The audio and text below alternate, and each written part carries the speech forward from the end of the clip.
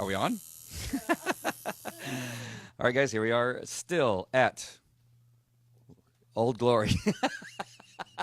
He's got it down now. I've not got it right yet. Old Glory. I don't know, I want to say Glory something. Old Glory Tattoo in Placentia, California. We are here watching me get my Falco canine tattoo done.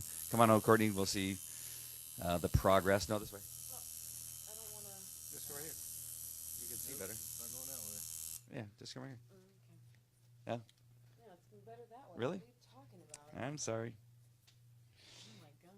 And so, what's the process we got going on right now? Just shaping out the dog's spots that creates his personality and creates the old tattoo, and creating basically what your dog actually looks like.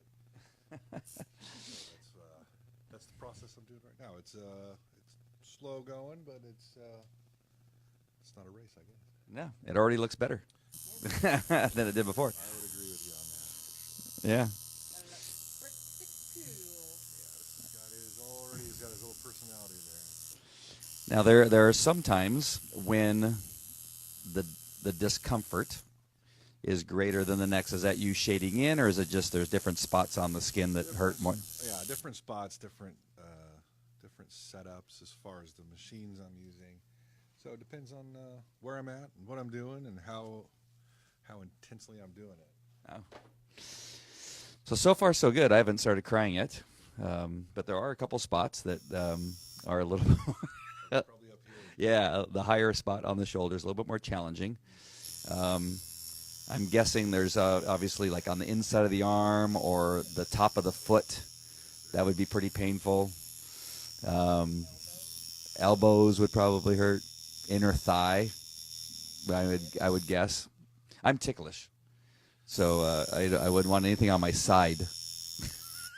I might start laughing too much. What is the worst spot to get a tattoo?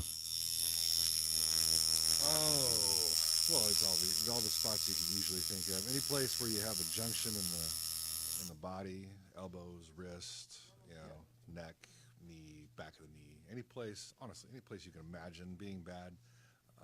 Stick a needle in it, you'll probably figure it out. How many times is that needle going in you? Is there something like per second you can say? Well, I guess it would be per minute, but there's a lot pretty fast. I would probably put it at, let me count real quick. A bazillion sticks a second. Yeah, I would think it probably hits 30 times a second, so you can do the math.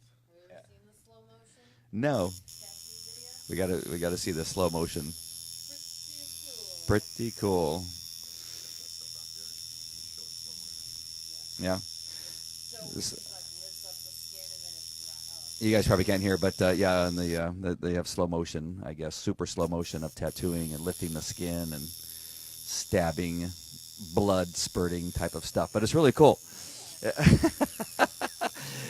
Yeah. Hey, but it's really good. So far, I'm loving what I'm seeing so far. The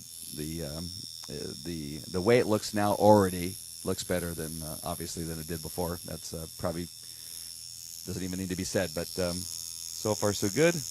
I cannot wait until I see the finished product. There you go. There's a good spot right there. That was awesome. That was awesome. That's right. I always say pain is my friend. And here it comes. We're gonna fill this. I'm wondering how people can hear this. I'm hoping the mic is kind of helping that process. But I'm trying to be strong and proud. Again, just one more time, because I'm sure that there's people that are coming on that have not had a chance to hear the story. But just go to falcodogtraining.com. Upper right-hand corner, go to blog. You'll be able to hear the story or read the story about my police dog and our history together on the street. Gina says just laugh when it hurts. Oh. You can't do that. You don't mess with the Yeah. tattoo. No, I'm trying to be still because I don't want my dog to have like a hair lip or anything like that. I had another question. I'm trying to think of what the question was. But then again, I don't want to disturb Matt while he's doing what he's doing. Yeah, you keep almost hitting him in the penis, freaking me out. I'm sorry. To be a successful tattoo artist. So based on what you saw before and how you clearly have a better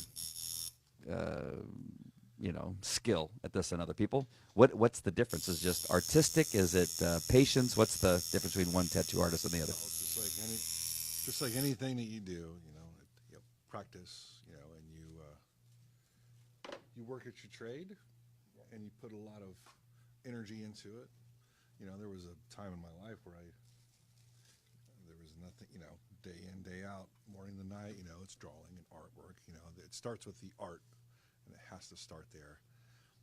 And then just like any other medium, if you're artistic, you would push out to a medium, or you push out the oil paint, push out the welding, push out the whatever. And this is the medium that I pushed out to, and you just have to, basically just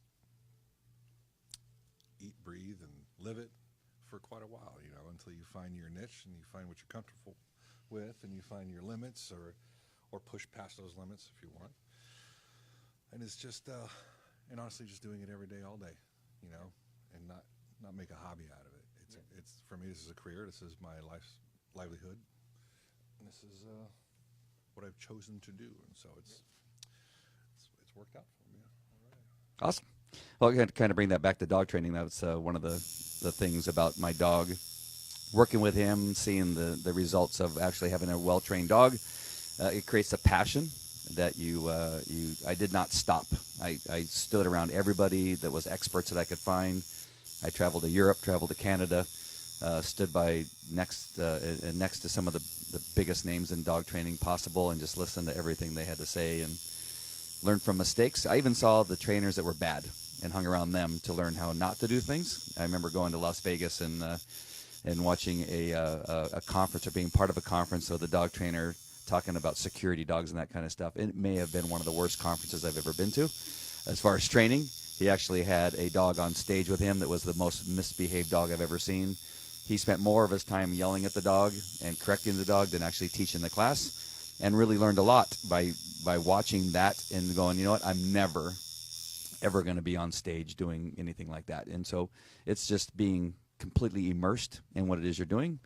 One of the problems I've had, and I've shared this with many people, that there's an aspect of, and this is going to sound bad, but the generation that I'm dealing with in relation to police officers that I've trained, that kind of stuff, in their 20s and 30s, is that there's not a clear understanding of how much work goes into creating your art and your passion and becoming really good at what you do, that you need to live, sleep, eat, and do everything you can to make sure that you become the best possible at what you do. And I just don't see that as much as I think that I used to. So I love what Matt had to say about this is what he did. This is his life, and this is what he took hold of and made sure that was a part of his everyday life. So I'm glad that I'm here with him to find out what it is how this is gonna turn out. So we'll come back in just a little bit as we get a little bit further along. And I'm glad I'm talking to you, because actually talking to you makes it not hurt. So now I'm just kind of ranting because it took away all the pain. All right, so this is it for right now. We'll come back in just a little bit, and we'll show you a little bit more about the progress. Courtney, come around a little bit and just show a little bit more about where we're at and what we're doing. It's just so they can see before we sign off. Nice. That looks really cool. All right, Got a face. show the picture of the Falco in the picture. All right, guys. We'll see you later. Talk to you later. Bye.